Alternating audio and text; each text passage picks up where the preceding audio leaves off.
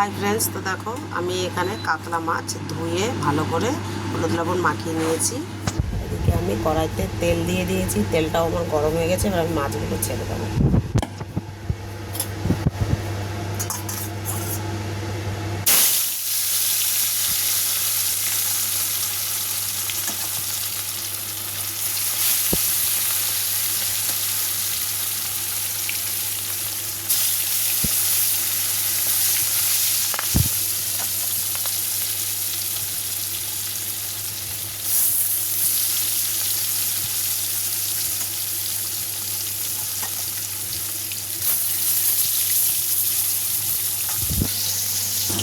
দেখো বন্ধুরা, আমি এখানে মিডিয়াম সাইজের 3টে আলু নিয়ে নিয়েছি। আলুটাকে ভালো করে কেটে ধুয়ে নিয়েছি। আর এখানে নিয়ে নিয়েছি তরকারির জন্য মশলা। দেখো আমি কটা কাঁচা লঙ্কা নিয়ে নিয়েছি লাল রঙের, 8খানা পেঁয়াজ, আর 4-5টা রসুন, একটুখানি আদা, একটুখানি জিরে। এটাকে আমি পেস্ট করে নেবো। তো দেখো বন্ধুরা, মাছটা কিন্তু আমার ভাজা হয়ে গেছে। আমি আর উল্টানো পাল্টানো কিছু দেখাইনি, কারণ মাছ ভাজা সবাই জানে, সবাই ভাজতে পারে। ঠিক আছে, এই জন্য আমি আর কিছু দেখাইনি। এবার আমি মাছগুলোকে নাবিয়ে নেবো। দেখতে পাচ্ছি একদম লাল লাল করে ভাজা হয়ে গেছে। আমি একে একে মাছগুলোকে সব নাবিয়ে দেবো।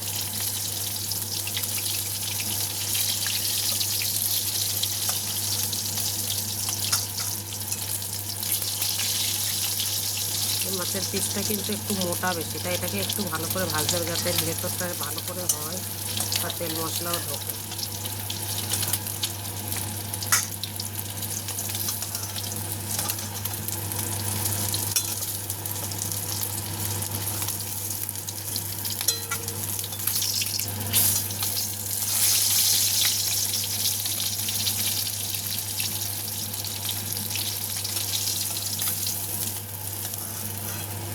তো মাছটা আমার ভাজা হয়ে গেছে, আর আমার অল্প কটা মাছ আছে, আমি বাকি মাছগুলোকে একই প্রসেসেই ভেজে নেব। তো দেখো বন্ধুরা, আমার কিন্তু মাছগুলো সব ভাজা হয়ে গেছে। আর কড়াইতে একটু তেল আছে, আমি ওই কড়াইতে আলুগুলোকে ভেজে নেব।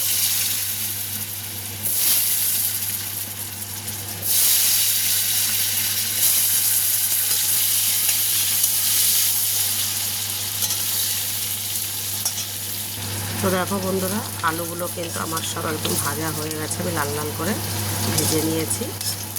দেখতেই পাচ্ছ তোমরা এইভাবেই ভেজে নেবে। আমি আলুটাকে নামিয়ে দেবো। আলুটাকে নামিয়ে নিয়েছি, নিয়ে আমি দিয়ে দিলাম 2টো তেজপাতা আর একটু গোটা জিরে। দেখো জিরেটা কিন্তু আমার ভাজা হয়ে গেছে। আর এখানে আমি যে মশলাটা পেস্ট করে রেখেছিলাম, সেই মশলাটা আবার দিয়ে দেবো। মশলাটা আমি দিয়ে দিয়েছি, দেখো সুন্দর করে। এবার এটা আমি হলুদ, জিরের গুঁড়ো সব দিয়ে দেবো। দেখো বন্ধুরা, আমি কিন্তু হলুদ লবণ দিয়ে দিয়েছি। আর আমি যেহেতু পেস্ট করার সময় কাঁচা জিরে পেস্ট করে নিয়েছিলাম, আর জিরের গুঁড়ো এখন আর দেবো না, এই জন্য আর দিলাম না। মশলাটাকে ভালো করে কষে নিতে হবে। তো দেখো বন্ধুরা, আমার কিন্তু মশলাটা কষা হয়ে গেছে। এবার আমি এটা আলুটা দিয়ে দেবো।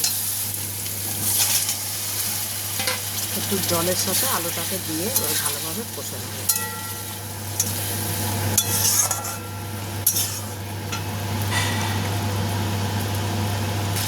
তো দেখো বন্ধুরা, সুন্দর কষানো হয়ে গেছে, আলুর সাথে মশলাগুলো মিশে গেছে। এবার আমি এই পর্যায়ে এতে জল দিয়ে দেবো।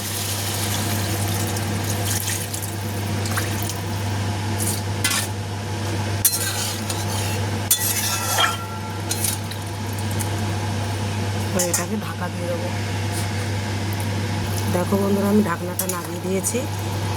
আলু কিন্তু আমার সিদ্ধ হয়ে গেছে, তোমরা দেখতে পাচ্ছ অলরেডি।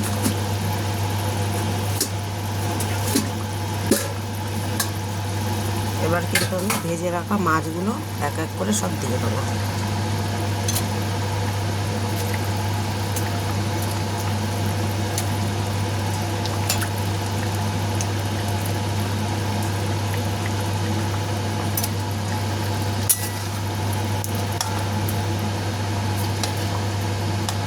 কিছুক্ষণ এটাকে ফুটিয়ে নেব, তারপরে ঝোলটা ঠিকঠাক হলেই নামিয়ে দেবো মাছের ঝোল।